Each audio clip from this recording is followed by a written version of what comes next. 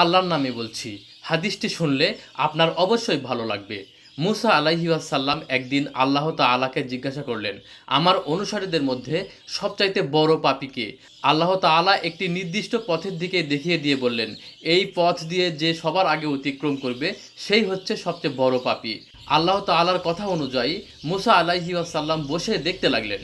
কিছুক্ষণ পর দেখলেন এক ব্যক্তি একটি ছোট্ট বাচ্চাকে কোলে নিয়ে রাস্তাটি অতিক্রম করছে। তিনি সাথে সাথেই বুঝে ফেললেন এই হলো সবচাইতে বড় পাপী।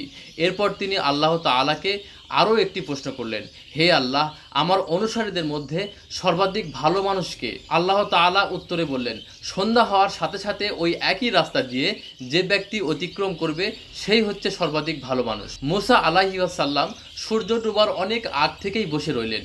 যেই সূর্য ডুবে যেতে লাগলো তিনি দেখলেন সেই সকালের লোকটি ছেলেটি কোলে নিয়ে ফিরে যাচ্ছে। মুসা আলাইহি ওয়াসাল্লাম রীতিমতো হতভম্ব হয়ে আল্লাহ তাআলাকে জিজ্ঞাসা করলেন, হে প্রভু, একই ব্যক্তি মহাপাপী আবার একই ব্যক্তি মহানেকি? আল্লাহ উত্তরে বললেন, হে মুসা, এই ব্যক্তি সকালে যখন তোমার সামনে দিয়ে তার ছেলেকে নিয়ে জঙ্গলে প্রবেশ করছিল তখন কোলের ছেলেটি বাবাকে জিজ্ঞাসা করেছিল, আচ্ছা বাবা, এই জঙ্গলটি কত বড়? বাবা উত্তরে বলেছিল, অনেক বড়। নিষ্পাপ শিশুটি আবারও প্রশ্ন করলো, আচ্ছা বাবা, জঙ্গল থেকে বড় কিছু আছে? তখন বাবা উত্তরে বললেন, হ্যাঁ আছে বাবা, ওই যে দেখো পাহাড়গুলো দেখছো, পাহাড়গুলো জঙ্গলের চাইতে অনেক বড়। পুনরায় ছেলের প্রশ্ন, আচ্ছা বাবা, পাহাড় থেকে বড় কিছু আছে? বাবা উত্তরে বললেন, হ্যাঁ আছে তো, আকাশ পাহাড়ের চাইতে অনেক বড়। ছেলের পাল্টা প্রশ্ন, আচ্ছা বাবা, আকাশ থেকে বড় কিছু আছে? বাবা উত্তরে বললেন, আমার পাপ, যা এই আকাশের চেয়েও অনেক বড়।